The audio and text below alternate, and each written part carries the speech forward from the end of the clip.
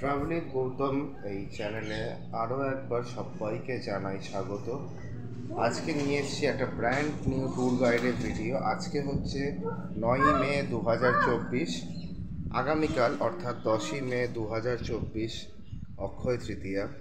এই অক্ষয় তৃতীয়ার দিন কিন্তু উদ্বোধন হচ্ছে বা নতুন করে কিন্তু মন্দির খুলছে কেদারনাথের মন্দির। প্রত্যেক বছর দীপাবলির সময় কেদারনাথের মন্দির বন্ধ হয় এবং এই অক্ষয় তৃতীয়ার দিন কিন্তু কেদারনাথের মন্দির আবার নতুন করে উন্মোচন হয়। তো আজকে আমি যে ট্যুর ব্লগটা নিয়ে এসেছি, ট্যুর গাইড যে ভিডিওটা নিয়ে এসেছি, সেটা হচ্ছে হরিদ্বার এবং হরিদ্বার সংলগ্ন কিছু সাইট সিন। সঙ্গে থাকুন। কলকাতা থেকে আপনারা হরিদ্বারে কীভাবে পৌঁছাবেন সেই নিয়ে কিন্তু আজকের এই পুরো ট্যুর গাইড ভিডিওটা। সঙ্গে থাকুন, দেখতে থাকুন এবং চ্যানেলে নতুন হলে চ্যানেলটিকে আগে সাবস্ক্রাইব করে নিন। দেখা হচ্ছে পরের সেগমেন্টে, যেখানে আপনাদেরকে আমি বলবো আপনারা পৌঁছবেন কী করে কলকাতা থেকে হরিদ্বারে।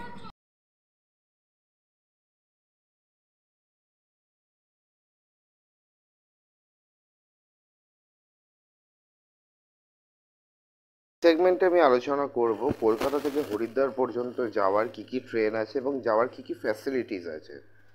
প্রথমত হচ্ছে হাওড়া থেকে ডিরেক্টলি দুটো ট্রেন কিন্তু যায় হরিদ্বারে। একটা হচ্ছে দুন এক্সপ্রেস, হাওড়া থেকে ছাড়ে রাত 8:30 এবং দুরাত্রি পরে সেটা গিয়ে পৌঁছচ্ছে হরিদ্বারে বিকেলে অ্যারাউন্ড 3টে থেকে 3:30-র মধ্যে। এবং আর একটা ট্রেন আছে দুন এক্সপ্রেস, যে টাইমটা নেয় সেটা হচ্ছে নিয়ার অ্যাবাউট 35 ঘন্টার মতো।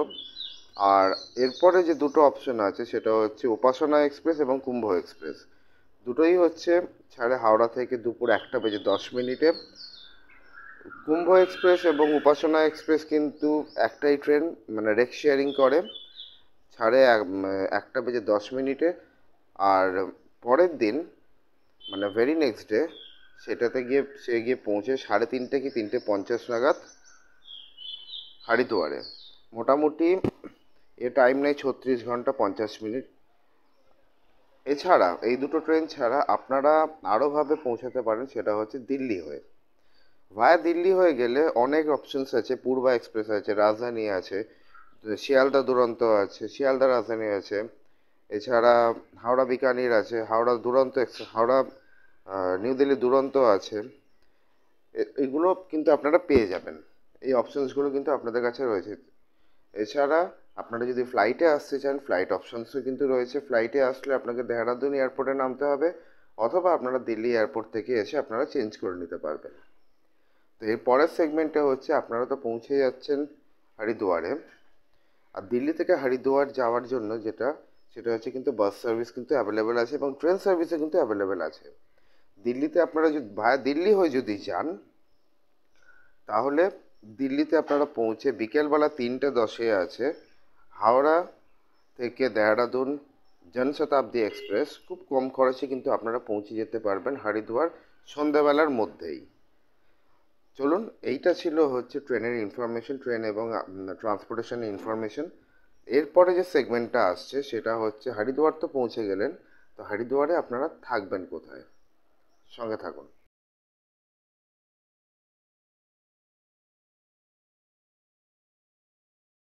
এবারে হচ্ছে আপনারা তো পৌঁছে গেলেন হরিদ্বার, তা হরিদ্বারে গিয়ে আপনারা থাকবেন কোথায়। তা হরিদ্বারের রেলওয়ে স্টেশন থেকে শুরু করে হর কি পৌড়ি ঘাট, এই সংলগ্ন অঞ্চলে প্রচুর হোটেল এবং ধর্মশালা কিন্তু রয়েছে। কিছু নাম আমি ডেসক্রিপশন বক্সে দিয়ে দিচ্ছি ফোন নাম্বার সমেত, আপনারা চেক আউট করে নিতে পারেন।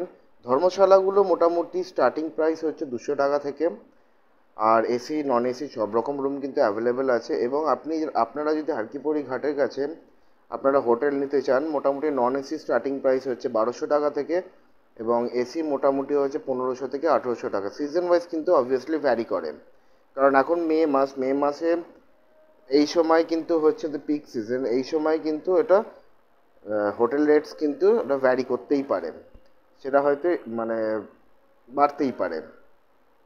তো এই ছিল অ্যাকোমোডেশন। অ্যান্ড খাবার দাবার হচ্ছে হরিদ্বারে বাঙালি খাবার কিন্তু প্রচুর রয়েছে। তার মধ্যে বিখ্যাত দোকান আছে দাদা বৌদি হোটেল বিষ্ণুঘাটের কাছে। দাদা বৌদি হোটেলে আপনারা গিয়ে আরামসে বাঙালি খাবার খেতে পারেন। কিন্তু হ্যাঁ, একটা জিনিস মাথায় রাখবেন, হরিদ্বার কিন্তু হচ্ছে পুরোটাই নিরামিষ এলাকা। কিছু কিছু জায়গায় হয়তো ননভেজ পাওয়া যায়, বাট কিন্তু ম্যাক্সিমাম জায়গায় আপনারা যখন যাবেন সেখানে কিন্তু আপনারা নিরামিষই পাবেন। আর ওখানে কিন্তু প্রচুর মিষ্টির আইটেম আপনারা পেতে পারেন, যেগুলো হচ্ছে খুবই সুস্বাদু। এবং শপিংয়ের ব্যাপারটা আমি একদম লাস্টে আসবো, খুব সস্তায় ওখানে আপনারা শপিং করতে পারেন, একদম লাস্টে আপনি আসবো এই ব্যাপারটা নিয়ে। তো এই ছিল হচ্ছে খাওয়া দাওয়া এবং থাকার। এর পরের সেগমেন্টে আসছে হরিদ্বারের সাইট সিইং।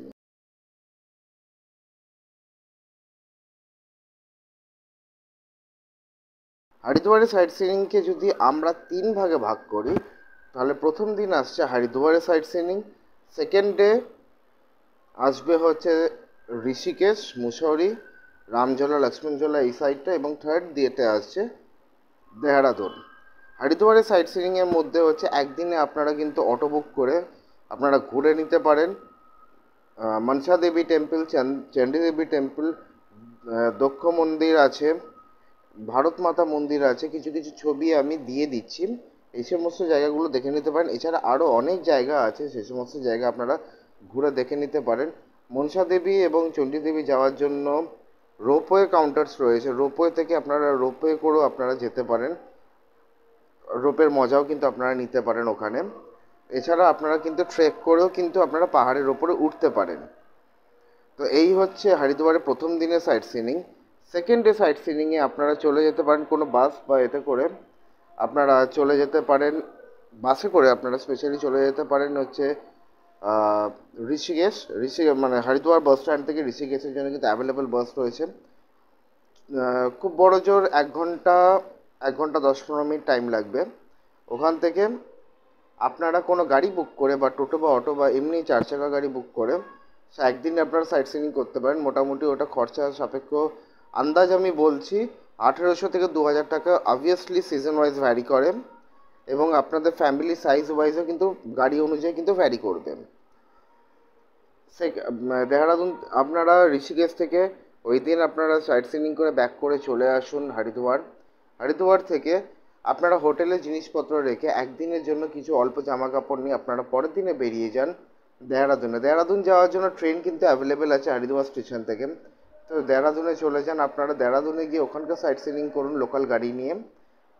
ওখানে আপনারা কোনো হোটেলে স্টে করে আপনারা আবার ওখান থেকে ব্যাক করে আসতে পারেন হরিদ্বার থেকে তারপরে আপনারা কলকাতার পথে আপনারা রওনা হতে পারেন। হরিদ্বারে এসে হরিদ্বারে 1-2 দিন থাকতে পারেন। এবারে সেটা হচ্ছে হরিদ্বারে নিজস্ব যে ভাইবস আছে সেটা আপনারা একদিন এসে আপনারা কিন্তু ওখানে এনজয় করতে পারেন। এবারেও আসছি, এর পরের সেগমেন্টে আমি যেটা ঢুকবো সেটা হচ্ছে হরিদ্বারের শপিং। সঙ্গে থাকুন।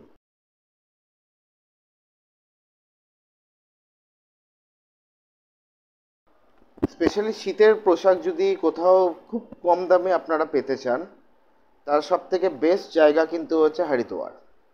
হরিদ্বারের উলেন সোয়েটার থেকে শুরু করে যে কোনো ঠান্ডার পোশাক, ছোটোখাটো জিনিসপত্র যেমন প্রদীপ আছে, মানে যেগুলো সিলভার প্রদীপ বলেন সেগুলো, রূপোর প্রদীপ থেকে শুরু করে কাঁসার প্রদীপ থেকে শুরু করে যে কোনো আপনাদের যেগুলো পুজো সামগ্রী তা আপনারা ওখান থেকে কিনতে পারেন। ঠান্ডার পোশাকটা আমি আগেই বললাম।